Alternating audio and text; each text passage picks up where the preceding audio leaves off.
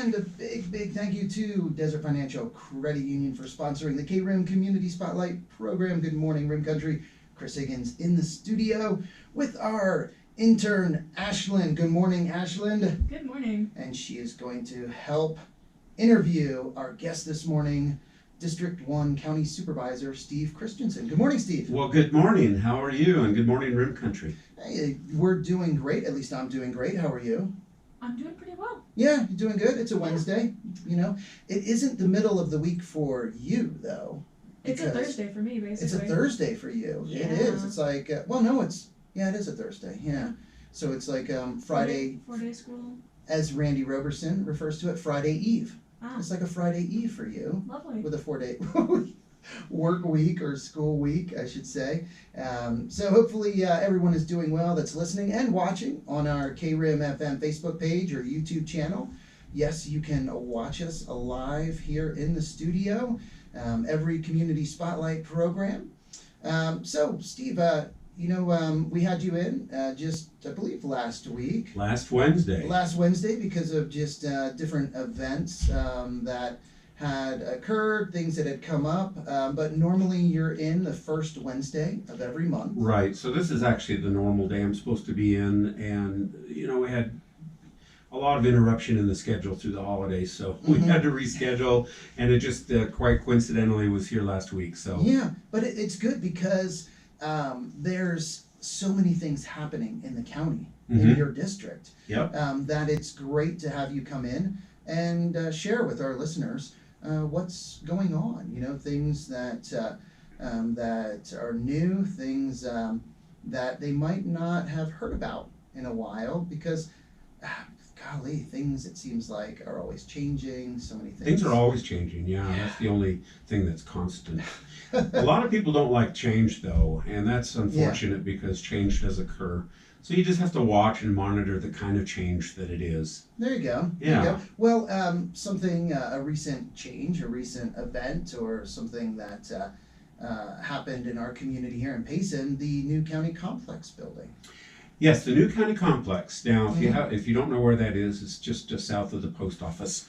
You can't really miss it. So It's a new 11,000 plus square foot building. We're going to have jury courts in there, and I'm going to move my office in there. And I'll be probably moving in a couple of weeks. Now, we have received full occupancy, and so I'm not in a big rush to get over there, but there's still a few things coming, furniture and this and that. So we're just kind of working on adapting to that, building some shelves and getting some things finalized. But that is a building that'll be open to everybody here pretty soon, and we're looking for probably a ceremony or a grand opening or a dedication of some sort in April, because we're waiting for the weather to get good enough for them to pave the new parking lot.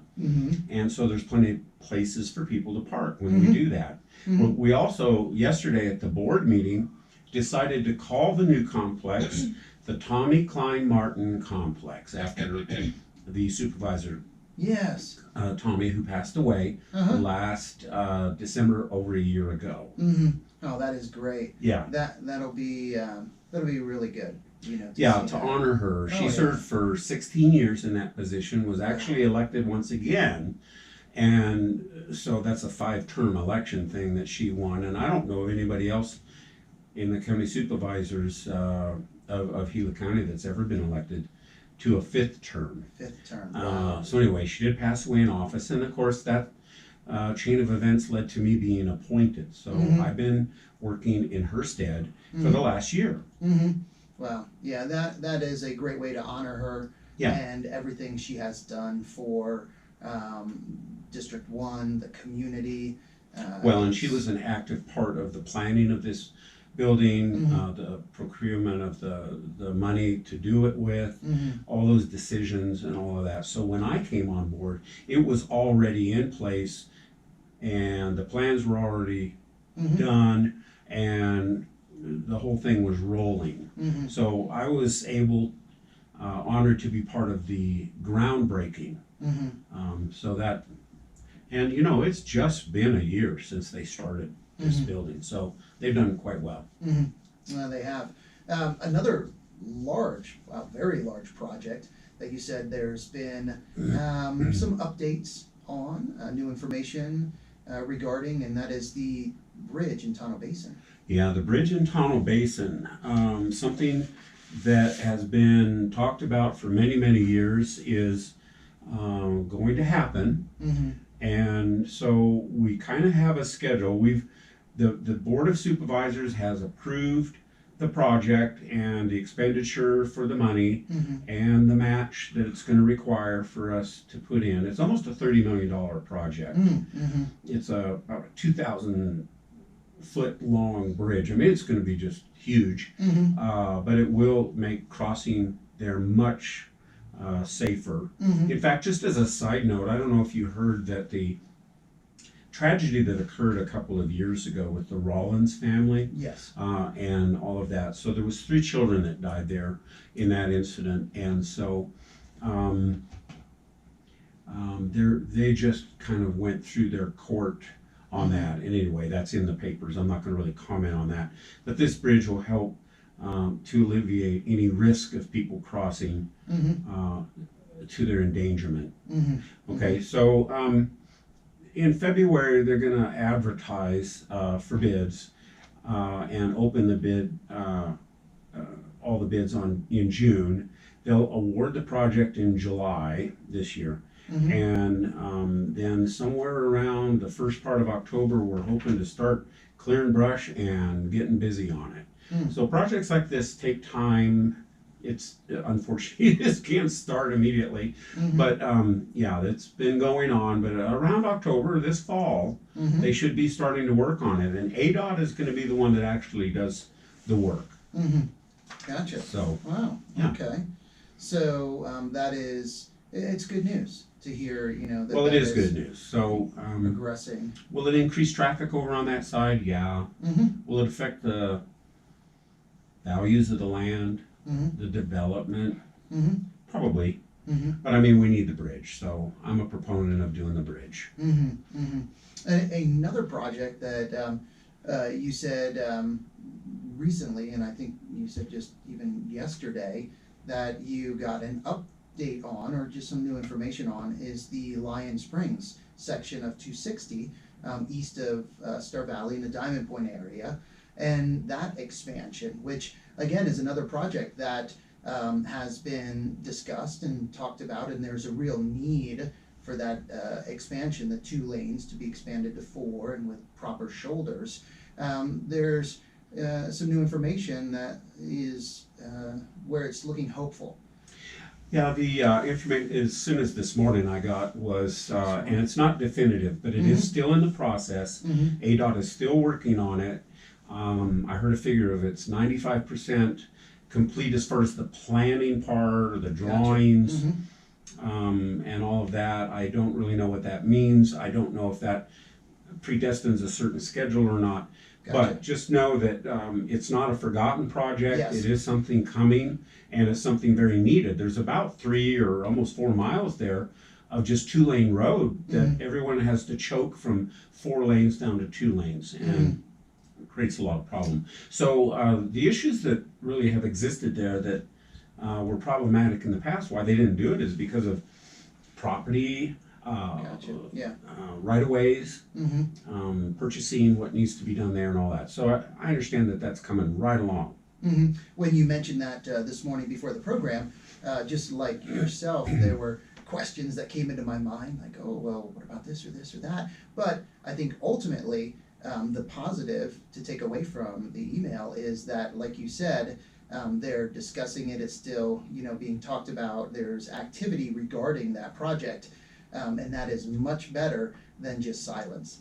Yeah. So it's great that you got that email. They're still working on that, looking at that, and hopefully in the not so distant future we'll see something more definitive with that. Yeah, as recently as a couple weeks ago, I was able to personally discuss it with the chief engineer at ADOT, Mm-hmm. and so he did confirm that it is still on track. He doesn't have a schedule though. Mm-hmm. He couldn't give me any dates.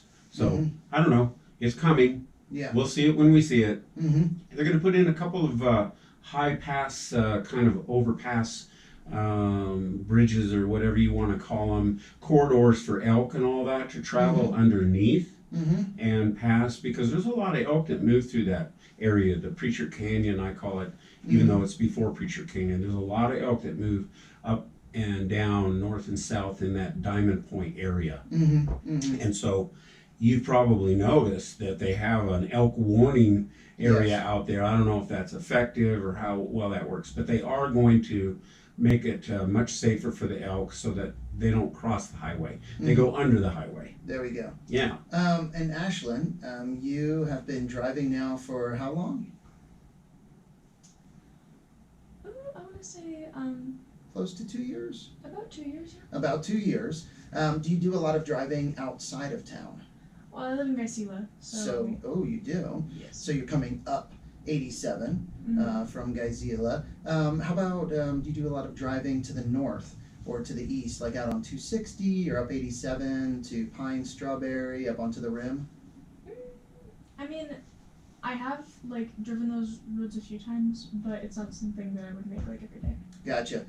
When you've been driving, have you ever encountered elk or deer on the road?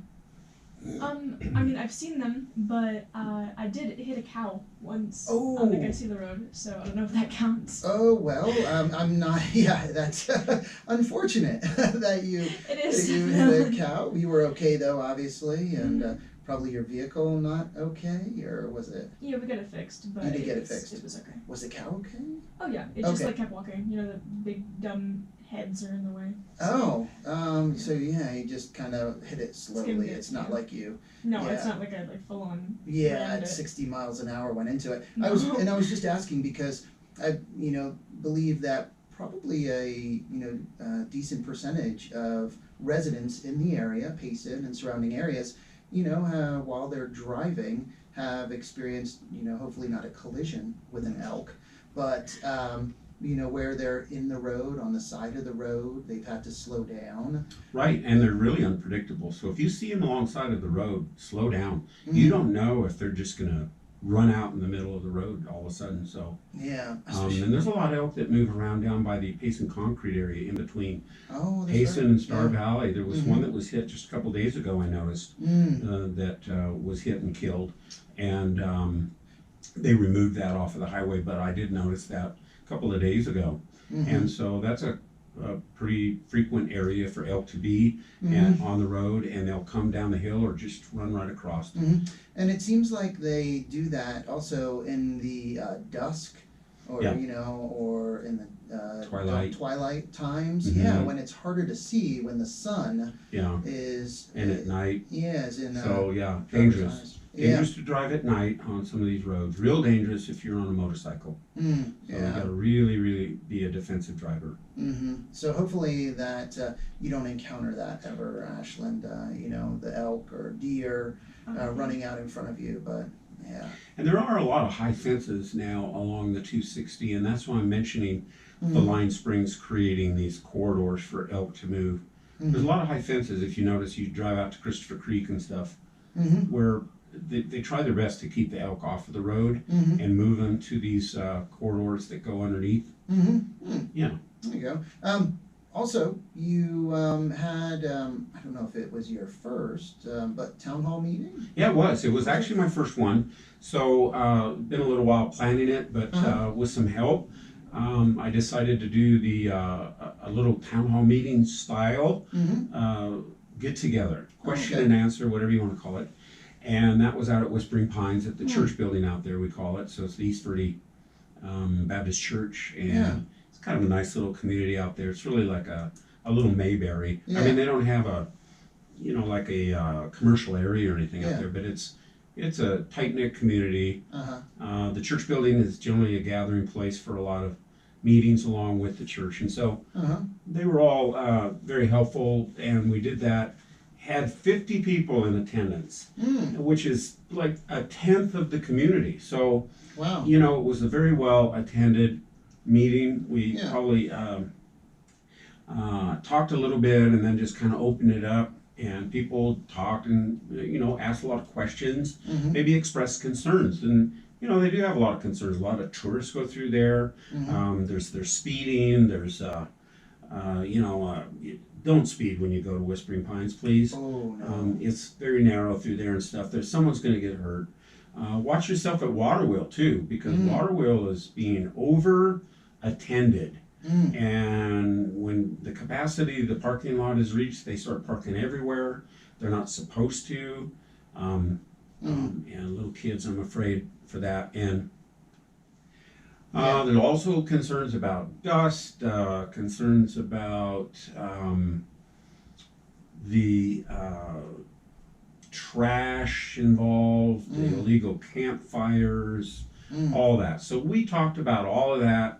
We had a good time. I wrote down a few things of concern that I need to look into and see if I can help in those things in that regard. And I'm going to be conducting more of these town hall meetings going forward. I hope to do a few in Pine, a few here in Basin, just kind of keep it going. And now, where can people find out about the town hall meetings, when they are and where they are?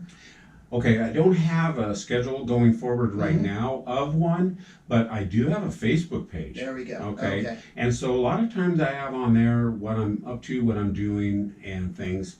And that's just called Supervisor Steve Christensen. Gotcha. So if you want to just look that up on Facebook, you should be able to see what I'm doing, what I've been doing, the places I'm going, and things like that. And then, of course, on the radio here, and I'll try and get it in the newspaper, and put flyers up, whatever. Get the word out. There you go. And I saw Ashland, you nodding when he mentioned speeding on that road. Do you have some experience, like dealing with people maybe that were speeding when you were going out there, or do you know that road? You've driven it and know that it's curvy. Oh yeah, my dad and I would go down the Waterwheel to like hike, and I know that it's pretty narrow, so it would be quite dangerous, especially for like different animals that run across the road. Yeah, you have animals. You have people that are maybe looking at the sights, looking at the scenery, and not paying attention, maybe drift over the line a little bit, or corners, corners, if somebody is broken down.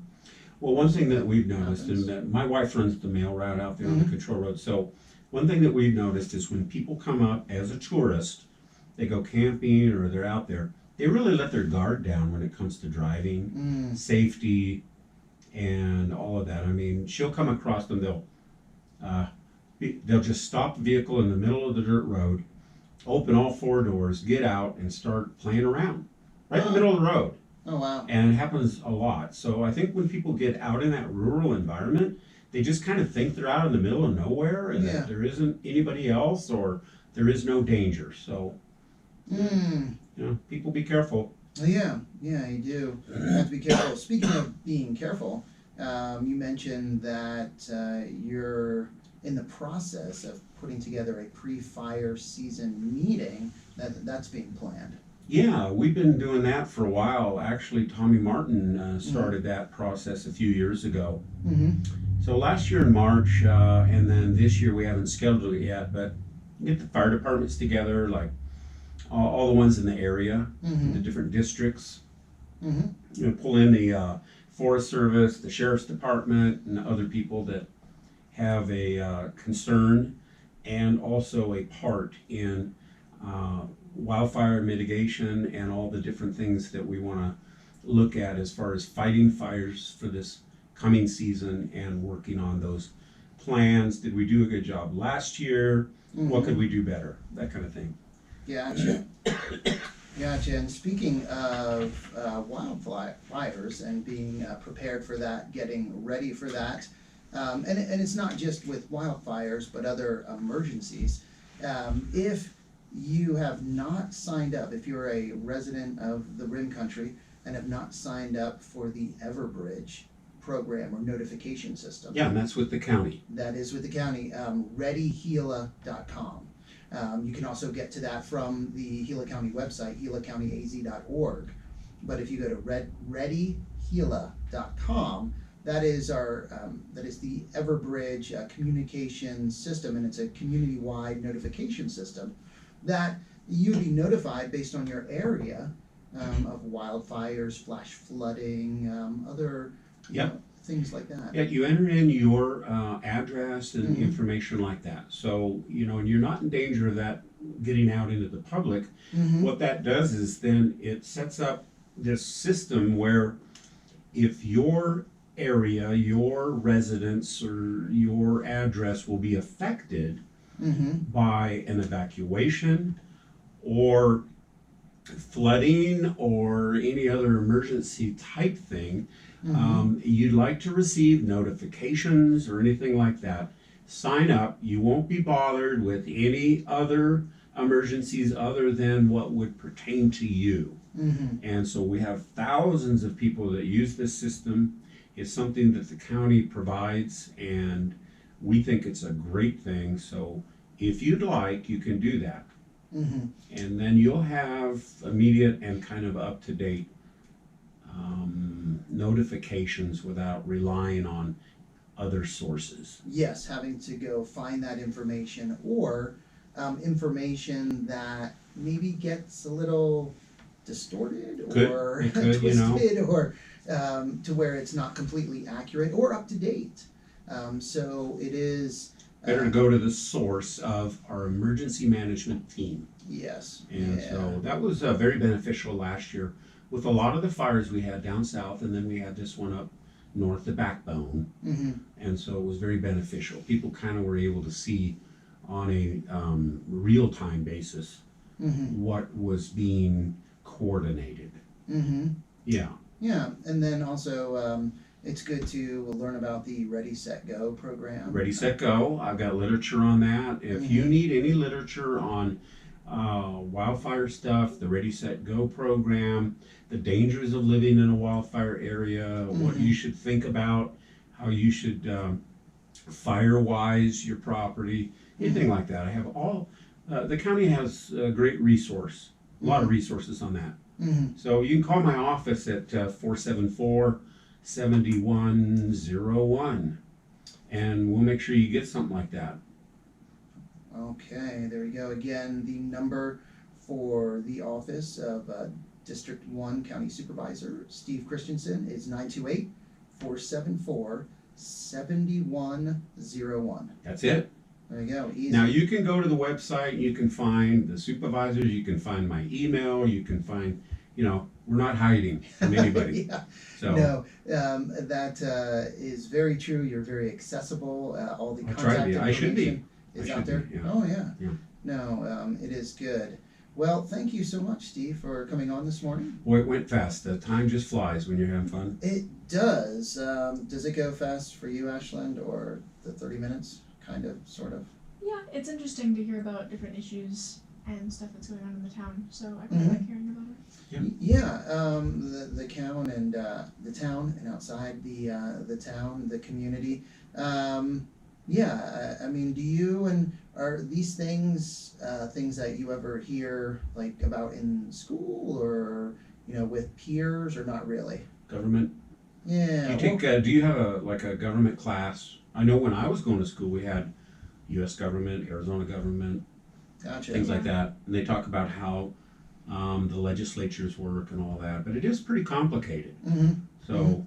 But even the topics, like the bridge in Tunnel Basin or wildfire season, are those things that you ever hear discussed like at school or different places, or not really? Well, from since I was in elementary school, then I've heard about the Smokey the Bear thing. Yeah. So it has been an ongoing topic that the school likes to have with the students. Gotcha. So forest campfires, or campfires, the importance of properly putting out a campfire and so on. Yeah, that's true. The National Forest Service and their Smokey the Bear. Yeah, only you can prevent forest fire. Only you. Right. Yes, and I know they've done a great job at being at a lot of local events. The rodeos, they're always out at the rodeos with the trailer and handing out stickers, literature, pencils, Color-changing pencils. Color-changing pencils. That's how they get the kids. Color-changing pencils. But that's good. That's good. The same with the DARE program. I think very similar and children, or well, when they're in middle school or so, or maybe 6th grade, that being discussed with them. Yeah. So that is very good. Well, again, thank you, Steve. Thank you, Thank you. Ashley. Anytime. I appreciate it. Yes, and thank you everyone for listening and watching on the KRIM FM Facebook page. And we'll get you back to the music here with some Heart, John Cougar, Foreigner, and Huey Lewis in the News coming up here. But first, let's hear from the National Weather Service. As for Basin and surrounding areas, I'm Nowcast meteorologist. All right. Thank you. Yes, you're very welcome. Thank you.